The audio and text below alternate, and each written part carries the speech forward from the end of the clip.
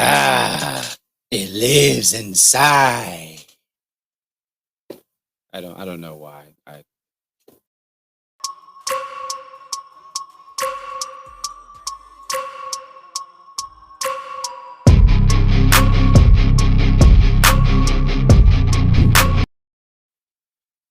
Yo, what's good, everybody? It's your boy Nico Williams, and we are back with another episode of Keep It 99 Reviews. Please make sure that you like and subscribe to the channel. We really appreciate when you do that. And please like and subscribe to my channel, Unico Williams on YouTube. Woo! Let's get to it. So, I love up and coming actors, up and coming directors, all that type of stuff. I love it. I love when everybody gets an opportunity to take their talent, their gift, and put it on the big stage. You play little league football, and your goal one day is to play in the big leagues, NFL, play in the Super Bowl. You play basketball when you're growing up. Your goal is to play in the NBA and play in the finals, Game 7. Everybody wants that. And today we are here to review Wanting More. We're here to review It Lives Inside. This movie is about a third generation kind of immigrant, if you will, from India, and her family. They are into the religion in India. I want to say Buddhism, if you will. I could be wrong. I'm sorry. Correct me in the comments. But it's about Samita, aka Sam, and she's a teenager, and she's just trying to fit in at school. Her mom is very, very, very much so all about her roots back home. And maybe it's Hindi. Maybe it's Hindi, or is that a language? I'm sorry, y'all. I'll look this up later. I will educate myself. I apologize because I really do like that culture. It's really cool. Um, Especially all the stories that are told throughout that culture. But with that being said, the movie is about, her mom is super duper like conservative back at home, a wife, cooks and cleans and makes sure, dad comes in and that dinner is ready, that or breakfast is ready, whatever it is. And you can kind of tell like she's trying to fit in because she was leaving for school, and her mom was like, "Oh, you forgot your lunch." And but when she was walking out, she was like smelling her clothes, making sure she didn't have like the smell of whatever was being cooked, whatever. So she's really trying to break into this whole American thing. So she's at school. She got a sister girl for I think her name is Joyce. She's played by that Betty gal. She's the black lady that was on Get Out, and she was smiling and stuff and all that, but she had a white woman's brain in her head. But anyway, if y'all remember Get Out. But at any rate, I need to finish Up, or what's it called? I need to finish that movie. Anyway, so she goes to school and she's trying to fit in, and she's really good at calculus and all that stuff. But she had this homegirl back in the day. She had a homegirl back in the day. Starts with a T, but yeah, she got a homegirl, and she's also of the same out of the same culture. And she's been acting weird. She's been walking around, eating under the bleachers, eating holding this ball jar. You know what a ball jar is? It's a jar where like if you ever seen people catching fireflies and stuff like that, that you put them in those little glass jars. So she's been walking around with that, being weird. Her eyes are like it's all black around her eyes, and all this stuff is like crazy, right? So feel like her name was Teresa or Tabitha or something. I feel like BMO right now from Adventure Time, and how he just forgot everybody's name thousands of years in the future. Calls Finn Field. But anyway, so she's like, if I tell you something, can you, Teresa? If I tell you something, you have to believe me. And she tells her about like, hey, she can't keep this demon in this thing. It keeps wanting to eat, blah, blah, blah. So she slaps it down because she's like, listen, man, I'm trying to be normal, and you bringing our culture all up into this school and being weird. And I'm trying to break off from you because I heard how all the other kids be looking at you and whatnot. And I hear them speaking. So I'm just, I'm trying to go over here. Now, I ain't seen every black person in this film other than Joyce, the teacher. Her fine self.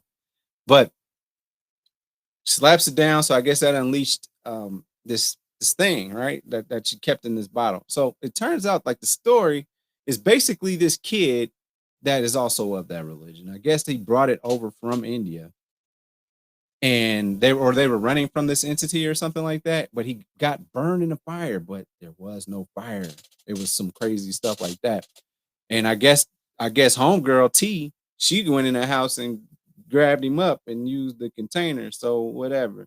So she ends up going up missing, and Sam starts remembering, like she starts, like, I don't know, what do you want to say? She just starts believing it, kind of. So the demon thing starts haunting them, and it pulls her to that house. After a cute boy wants to hang out with her at a kickback. So they go investigate this or whatever. She goes in the house looking around, and dude is sitting on the swing set. They smoke a little weed after he give her a kiss. Smoke a little weed. She start coughing. She go in the house or whatever, and he's outside getting mangled by an invisible entity, just getting mangled, swung around and all that. Then he's crawling away, and she goes out and finally like looks at it, and he gets mangled. He dies. They move on in the story. She's just like Shorty's just kind of being like, man, that's crazy, man, dude. First person ever kissed me. He just got mangled. The police thought it was animals, and they just left it alone. Man, it was her, an abandoned house, and him in the backyard. They didn't press the issue or nothing. They say, oh, it's just a wild animal. Okay, moving on. And then I guess this she asked her mom, she asked her teacher, Joyce, the sister girl, asked her, can she look this up? But she's also trying to get her some people she can talk to, basically saying, girl, you're crazy. In the morning, I'm gonna have somebody you can meet. I'm gonna bring this counselor, somebody to talk to.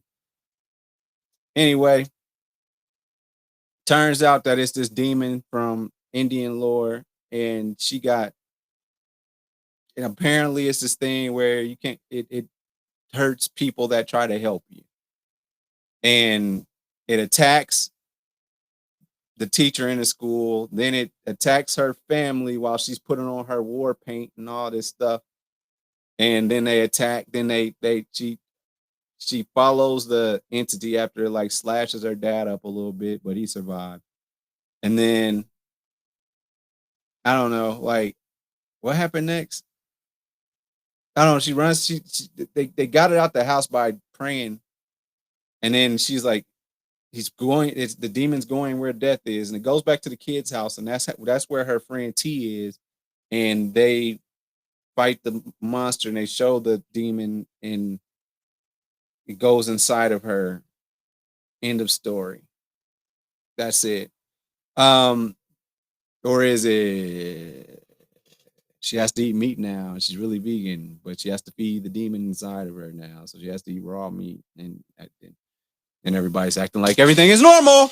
So yeah, man, the movie was cool. It just wasn't enough explanation. It was like just enough explanation to be like to just carry on. You know what I'm saying? Where we won't be like, this is an awful movie, but it did give enough explanation. Like, why does this thing have invisible powers? Why can it be invisible sometimes?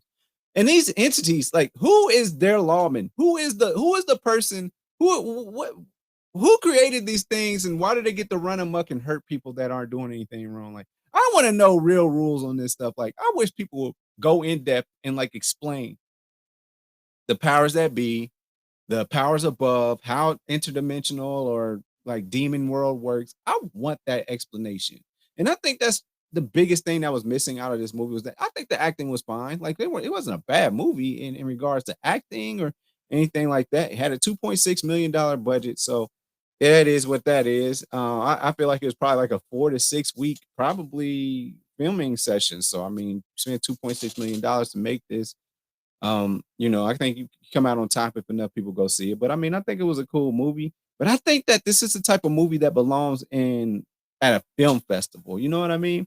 I don't think it was ready for the big stage. It's not ready for the Super Bowl. It's not ready for Game 7 of the finals. I think it was ready for a film festival, and people can all enjoy it. Like, I didn't think that it was ready for AMC, Regal Theaters, anything like that. I didn't think it was ready for that. Um, but I believe in the vision of this director, and I believe in the storytelling and the way they're telling the story. So I think that it'll get better watching this and then maybe giving more funds to do this. It was an hour and 39 minutes. But I just feel like it was done probably fairly quickly. I don't think that filming took too much time.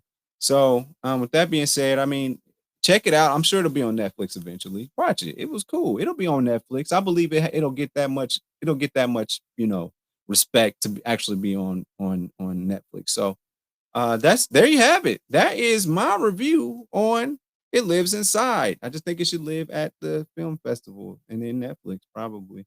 So, thank you for watching.